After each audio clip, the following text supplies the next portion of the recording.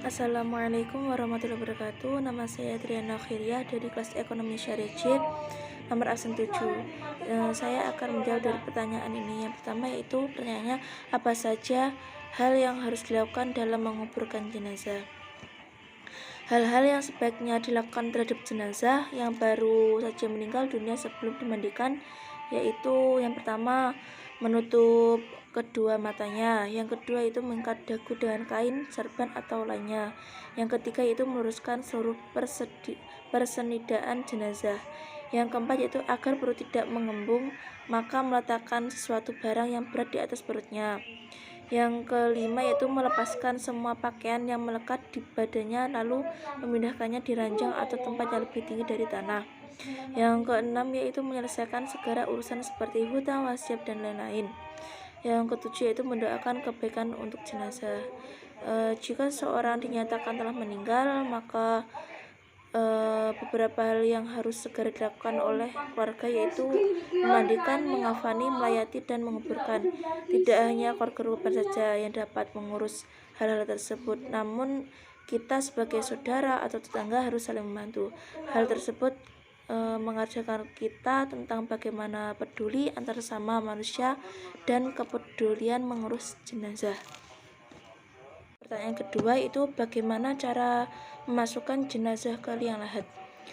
Tata caranya itu yang pertama, masukkan jenazah ke liang lahat dengan posisi miring ke kanan dan menghadap kiblat, lalu membaca doa dengan Bismillahi wala millati rasulillahi, artinya dengan nama Allah dan atas nama agama Rasulullah. Yang kedua itu bagi jenazah perempuan sunnah untuk ditutupi dengan tirai kain. Yang ketiga, bagi jenazah perempuan maka sebaiknya yang memasukkan ke dalam kubur adalah muhrimnya. Jika tidak ada, dapat diganti dengan orang tua yang soleh dan mampu. Yang keempat yaitu tali pengikat kain kafan dilepas semua, pipi kanan dan ujung kaki ditempelkan ke tanah. Yang kelima, tutup jenazah dengan papan, kayu atau bambu. Dan yang keenam yaitu kemudian timbun dengan tanah, boleh diratakan atau ditinggikan sepertinya sebagai tanda kira-kira sejengkal lah. Yang ketujuh, di bagian tanah yang lurus dengan kepala jenazah dapat diberi tanda, misalnya menggunakan batu nisan atau kayu papan kayu yang dinamai itulah. Yang kedelapan, letakkan pelepah yang masih basah atau siramlah menggunakan air. Yang kesembilan, mendoakan jenazah dan memohonkan ampun agar diberi keteguhan dalam menjawab pertanyaan malaikat mungkar dan nakir. Yang ketiga yaitu hal apa saja yang harus disiapkan untuk memandikan jenazah.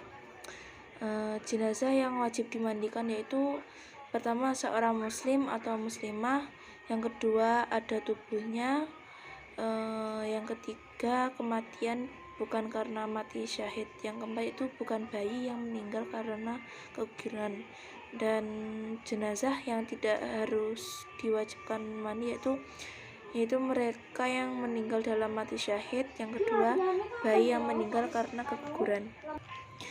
Terus sebelum mandikan jenazah juga perlu tahu peralatan apa saja yang harus diberikan. Yang pertama yaitu tempat untuk memandikan jenazah pada ruang tertutup, yang kedua air putih secukupnya, yang ketiga sabun, air kapur barus dan wangi-wangian, yang keempat sarung tangan untuk memandikan, yang kelima itu potong atau gulungan kain kecil-kecil, yang keenam kain basahan, handuk dan lain-lain. Terus cara mandikan jenazah beserta doanya. Yang pertama itu membaca niat mandikan jenazah laki-laki yaitu nawaitu ghusla adaan an hadal mayyiti lillahi ta'ala, artinya saya niat mandikan untuk memenuhi kewajiban dari mayat laki-laki ini karena Allah Ta'ala.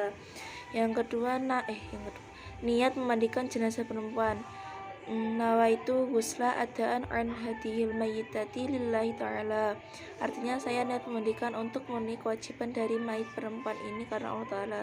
Dan yang kedua itu letakkan kepala jenazah lebih tinggi. Yang ketiga pakai sarung tangan sebelum memandikan. Yang keempat, ambil kain penutup dari jenazah dan ganti dengan kain basah agar auratnya tidak terlihat. Yang kelima, bersihkan gigi, lubang hidung, lubang telinga, celah ketiak, celah jari dan tangan serta rambut. Yang keenam, angkat kepala jenazah sampai setengah duduk, kemudian tekan perutnya agar kotoran keluar semua. Yang ketujuh yaitu siram seluruh tubuh jenazah diikuti dengan membaca niat memandikan jenazah. Yang kedelapan, bersihkan kubul atau kemaluan depan dan dubur kemaluan belakang jenazah. Yang kesembilan yaitu siram atau basuh jenazah mulai dari anggota tubuh bagian kepala hingga ujung kaki sebelah kanan, lalu pindah ke sebelah kiri. Yang ke-10 yaitu basuh jenazah dengan menuangkan air bersih ke tubuh dan gosok perlahan menggunakan handuk halus. Yang ke-11 siram dengan air kapur barus.